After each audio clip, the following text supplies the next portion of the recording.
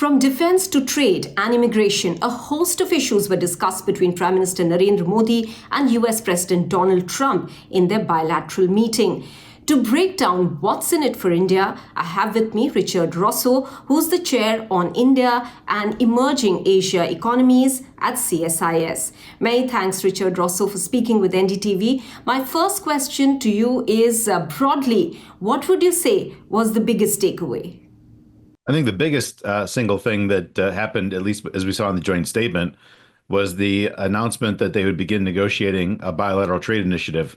There were some rumors leading up to it that they might have something big and aspirational on trade, but to see it actually put concretely on paper was a pleasant surprise.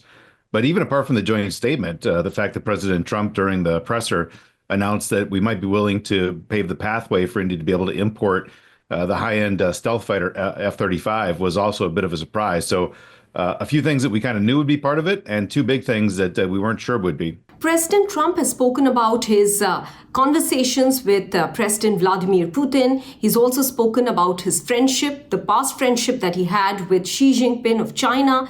Where does this leave India vis-a-vis its partnership with US in the Indo-Pacific and specifically the Quad? Maybe those two things in some ways kind of balance out because India was, of course, pulled in two directions over Russia. India's long-term relationship with Russia versus some level of U.S. pressure for the world to abandon Russia after the invasion of Ukraine.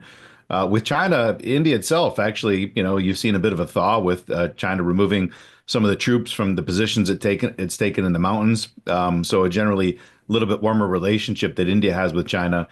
We all want to avoid conflict any place that we can. So, but I don't think a lot of that is up to President Trump. It really is up to President Xi in China to see whether he's going to begin demilitarizing the South China Sea and putting less pressure on India, Bhutan, and other countries in the border areas.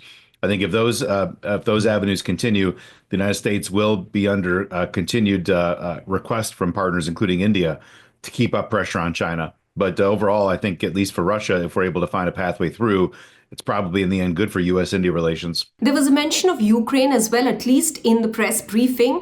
Where do you see that proceeding now? Yeah, I mean, the United States has been a principal provider of support for Ukraine to provide its own resistance against Russia's invasion. President Trump has indicated, as has the defense secretary, that pressure may be less forthcoming, and in fact, trying for the United States to negotiate some kind of an agreement. If that agreement is not something that Ukraine wants to see, then the question is Europe going to step up and European countries expand their support to Ukraine for the people of Ukraine to keep up their own resistance to Russia's takeover? So there's a lot more to play here than just the United States. But as the United States begins to vacate that space, the question is, will they step up and help Ukraine keep its independence? And finally, there was talk about purchase of defense equipment. F-35s were also discussed. Apart from that, purchase of hydrocarbons by India. Many would say that the transactional way in which President Trump has conducted his administration earlier is back. How would you put this? The joint statement, I would say, is actually a little bit less transactional than I think we might have expected. I thought we'd see other instances of India agreeing to remove some of its trade barriers, and that was not part of it.